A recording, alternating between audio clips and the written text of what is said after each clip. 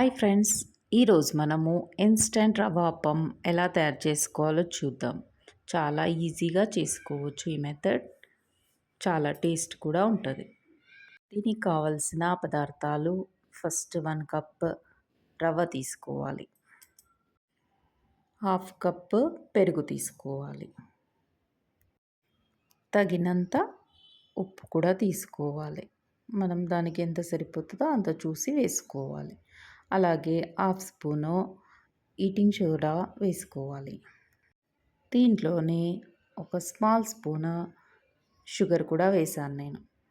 మీకు table spoon వేసుకోవాలనుకుంటే వేసుకోండి, మంచి కలర్ వస్తుంది షుగర్ తోటి.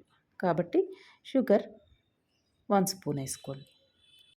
దీన్ని మిక్సీ పట్టేటప్పుడు హాఫ్ కప్ వాటర్ కూడా వేసుకోండి. మిక్సీ పట్టాక ఒక బౌల్లోకి తీసుకొని దాని మీద మూత పెట్టి ఒక 20 మినిట్స్ పక్కకు పెట్టండి.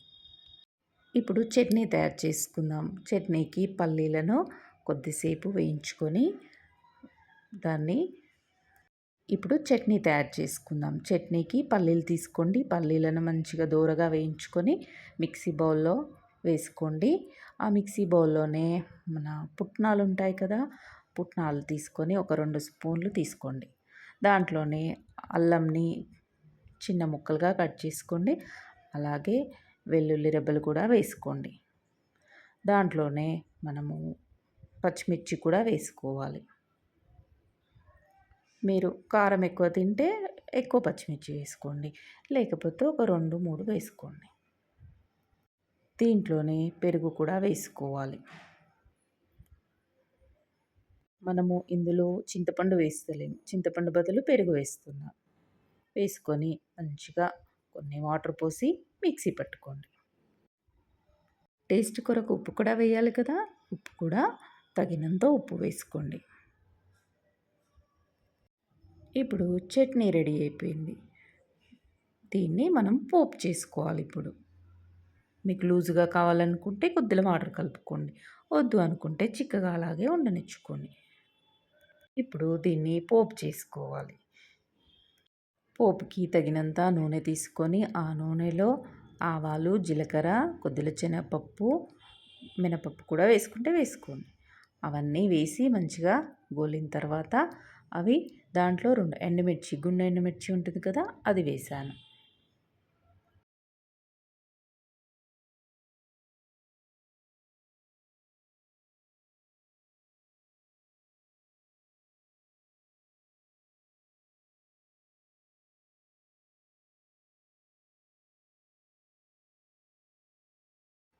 దీంట్లో కరివేపాకు కూడా వేసుకోవాలి. కరివేపాకు వేసినాక మంచిగా దాంట్లో కొద్దిగా పసుపు కూడా వేయండి. ఆ పోపుని ఈ చట్నీలో కలుపుకోండి. చాలా టేస్ట్ ఉంటుంది ఈ చట్నీ. పిల్లలకైతే చాలా ఇష్టమవుతుంది. ఇప్పుడు దోశ వేసుకుందాం. దోశకి ముందు ఫస్ట్ ప్యాన్ని కొద్దిగా వేడి చేసి దాంట్లో కొద్దిగా ఆయిల్ వేసి టిష్యూ పేపర్తో దాన్ని మంచిగా ఆయిల్తో అప్లై చేసి అప్పుడు దోశ వేయాలి. చూడండి ఎంత బాగా వస్తుందో, మంచిగా స్పాంజ్ దోశలాగా వస్తుంది, మెత్తగా ఉంటుంది. ఇది పళ్ళు లేని వాళ్ళకి, కొద్దిగా పెద్ద ఏజ్ వాళ్ళు ఉంటారు కదా, వాళ్ళకి కష్టమైతే చూడండి, అలాంటి వాళ్ళకైతే ఈజీగా తింటారు. ఇంకా పిల్లలు కూడా చాలా ఇష్టంగా తింటారు. ఆ చట్నీ బాగుంటుంది, ఈ దోశ బాగుంటుంది. షుగర్ వేసాం కదా, ఈ కలర్ వస్తుంది, మంచి కలర్ వస్తుంది అన్నమాట. అందుకు షుగర్ కొద్దిగా వేసుకోవాలి.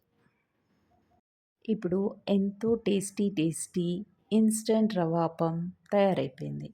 ఇలాగే మీరు కూడా తయారు చేసుకొని మీ ఇంట్లో వాళ్ళకి చేసి పెట్టండి, ఎంతో ఇష్టంగా తింటారు. ఈ వీడియోను మీరు చూస్తూ తప్పకుండా సబ్స్క్రైబ్ చేసుకోండి. ఈ వీడియో మీకు చాలా బాగా నచ్చిందనుకుంటున్నాను. మరొక కొత్త వీడియోతో మళ్ళీ కలుద్దాం. Please like, share and subscribe to Siri channel.